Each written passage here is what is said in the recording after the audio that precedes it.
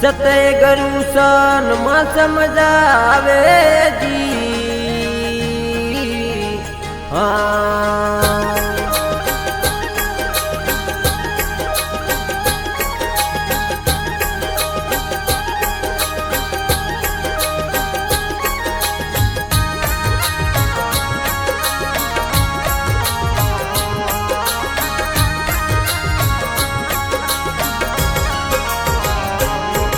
अरे सते गुरु सान में समझावे रे जीवत ने सते गुरु सान में समझावे जी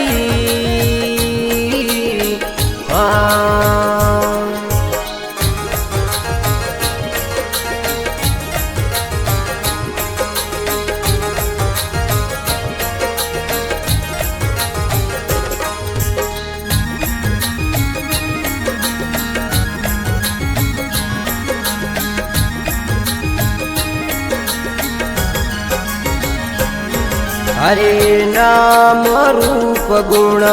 मिथ्या करावे नाम रूप गुण मिथ्या करावे निज नाम दर्शावे जी हरे दृष्टा दृष्टिनो भेद मिटावे दृष्टा दृष्टिनो भेद मिटावे दर्शन पद पर खावे रे जीवत ने सते गुरु सन में समझावे जी अरे सते गुरु सन में समझावे रे जीवत ने सते गुरु सन में समझावे जी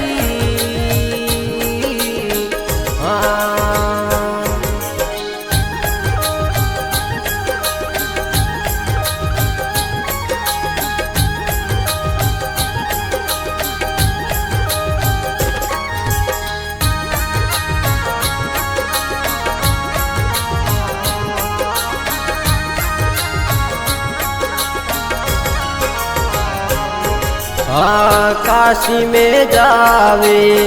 गंगा में नावे काशी में जावे गंगा में नावे हरि तने हाथ नहीं आवे जी माला फेरी ने मणकारे गासे माला फेरी ने मणकारे गासे आत्म पद नीर पावे रे जीवत ने सते गुरु सन में समझावे जी अरे सते गुरु सन में समझावे रे जीवत ने सते गुरु सन में समझावे जी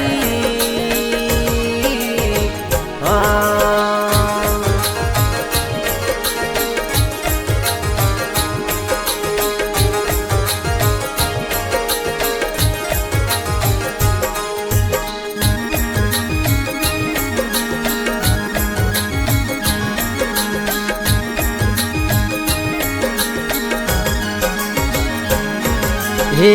घाट घाट थारे नक्की रे करावे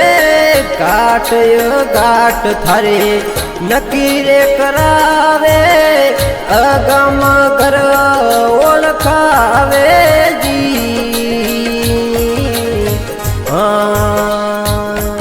अरे सुरता शब्दनु लगन करावे सुरता शब्दनु लगन करावे स्वयं स्वरूपे दर्शावे रे जीवत ने सते गुरु सन में समझावे जी अरे सते गुरु सन में समझावे रे जीवत ने सते गुरु सन में समझावे जी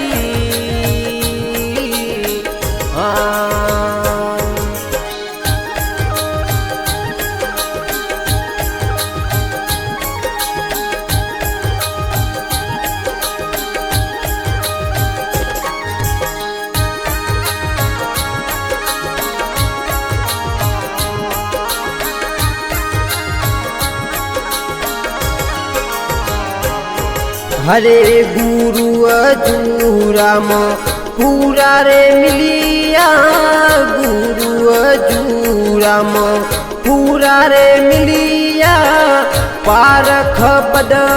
परखावे जी